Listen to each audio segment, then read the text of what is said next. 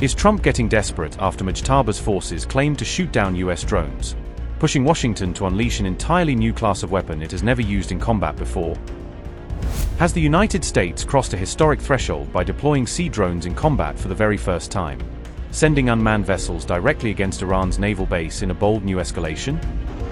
After America's unprecedented sea drone attack on Bandar Abbas, has Iran hit back hard enough to put U.S. warships under fire, dragging the Gulf conflict into dangerous new naval territory? On July 13th, U.S. Central Command confirmed that American sea drones have been used in combat for the very first time in history, marking a watershed moment in how the U.S. Navy wages war. CENTCOM said 3 Corsair unmanned surface vessels were used to strike Iran's Bandar Abbas naval base, sending autonomous boats into a combat zone as a new kind of naval strike weapon. According to CENTCOM, the sea drone successfully hit a submarine and warship maintenance facility inside Iran, targeting the infrastructure Tehran uses to keep its naval fleet combat ready.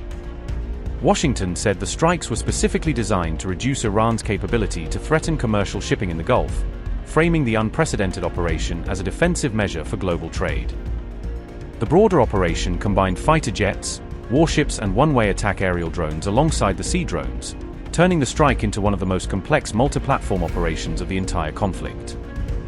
The day before, on July 12th, the US had already struck Iranian air defense systems, radars, missile sites, drone facilities, and small patrol boats, systematically degrading Tehran's ability to fight back.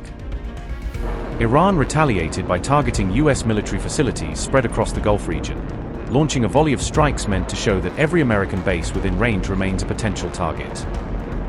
Meanwhile, Iran released photographs of what it claimed was the debris of a US drone it had shot down, using the images as propaganda proof that American weapons are not invulnerable over Iranian territory. Subsequently, on July 14th, the US launched a fresh round of strikes on Iran, with explosions reported across southern Iran as the relentless cycle of attack and counterattack showed no sign of stopping. Explosions have rocked the Iranian port cities of Bandar Abbas, Konarak and Chabahar on July 14th, lighting up key coastal areas that sit near some of the world's most sensitive shipping lanes. According to reports, the United States carried out these strikes after Iran hit a ship in the Strait of Hormuz and launched projectiles at U.S. warships. Witnesses and local sources say the sounds of explosions were heard as anti-ship missiles were launched, suggesting a live exchange of fire between shore-based batteries and naval forces off the coast. These developments came just hours after Iran issued a stern warning over the Strait of Hormuz, vowing to respond to what it sees as American interference in its maritime backyard. What Iran has just promised will happen if the United States tries to touch the Strait of Hormuz is deadly serious, going beyond rhetoric to lay out specific military consequences for any interference. Is the explosive showdown over the Strait of Hormuz now threatening to collapse the world economy, with nearly a fifth of global oil supply hanging in the balance of this confrontation? Iran has now issued what it is calling a final warning, declaring in unambiguous terms, "We will not allow the United States to interfere in the management of the Strait of Hormuz under any circumstances." The repeated adventurism and hostile actions by the United States to interfere in the management of the Strait of Hormuz have seriously endangered regional security, international trade, and the passage of oil tankers and commercial vessels.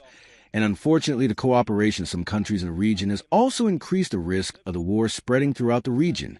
Accordingly, it is hereby announced that, following previous warnings, we will under no circumstances allow the United States to interfere in the management of the Strait of Hormuz, and we will not allow it to do so. The armed forces of the Islamic Republic of Iran will deal forcefully with any disruption to the passage of commercial vessels and oil tankers by the invading and pirate U.S. military outside the route designated by Iran, and without the permission of the armed forces. And the powerful actions of the Islamic Revolutionary Guard Corps and the Iranian army in recent days are evidence of this claim. The leaders of the countries in the region are warned that any cooperation with the United States and any logistical support for that country's invading military will be regarded as war against Iran's sovereignty and national security. And if the war spreads across the region, the flames of war will engulf all the countries of the region. Responsibility for all insecurity and expansion of the war in the region lies with the United States and the countries that cooperate with that country's criminal military.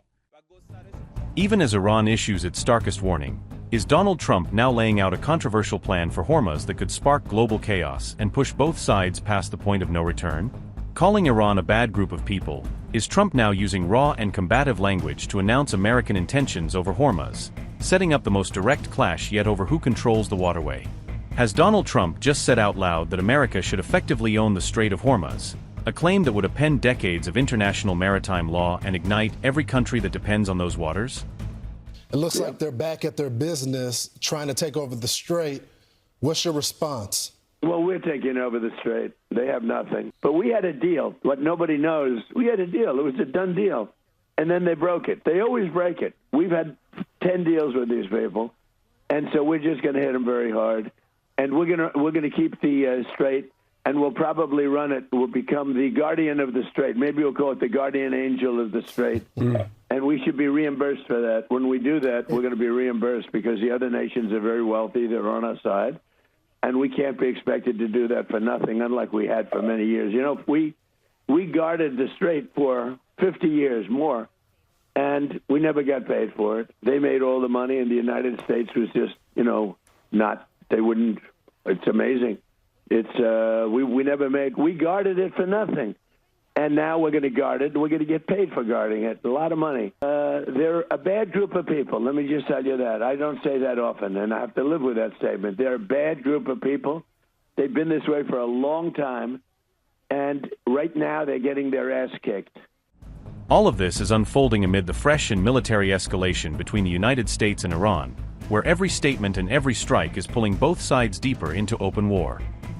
Iran on July 13 warned neighboring states that their territory must not be used as a launchpad for U.S. military attacks. Tehran cautioned that any country serving as the origin of an assault could itself be targeted in retaliatory strikes. Iran's foreign ministry denounced the latest U.S. attacks, calling them clear violations of the UN Charter. The Iranian government further accused Washington of breaching the Islamabad Memorandum of Understanding.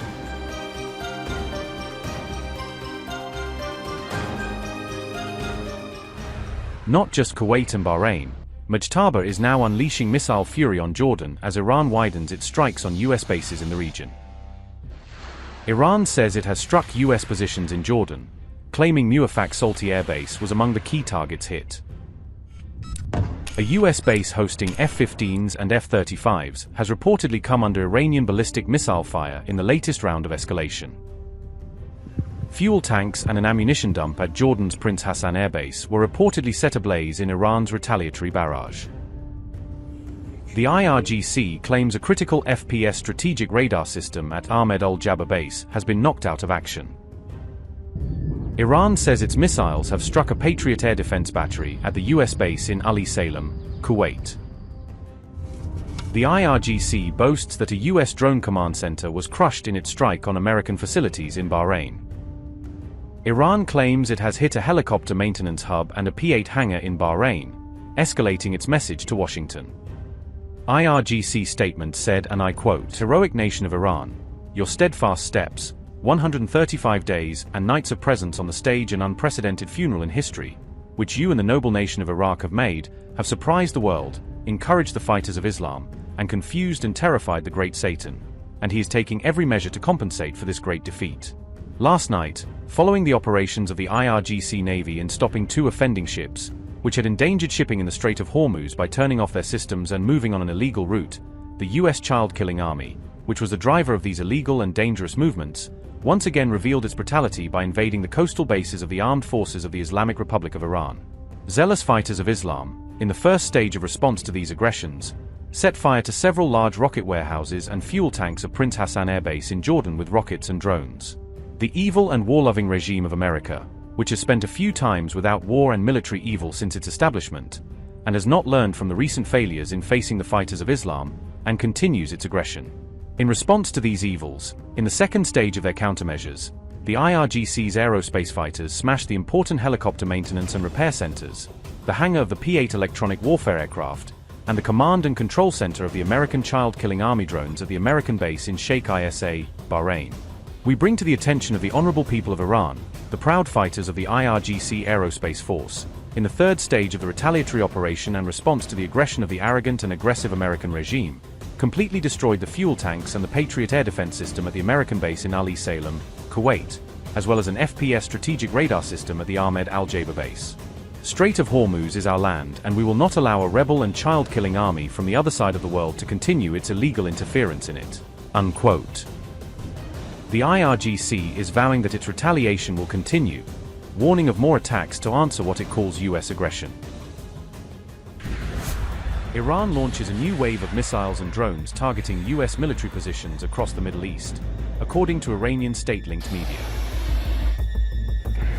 State-linked Iranian outlets report massive retaliatory strikes against U.S. military bases following the latest American attacks. Tehran claims U.S. military bases and naval assets across the region are now under coordinated Iranian attack. Explosions are reported near a U.S. military base in Bahrain, with the Interior Ministry confirming security incidents.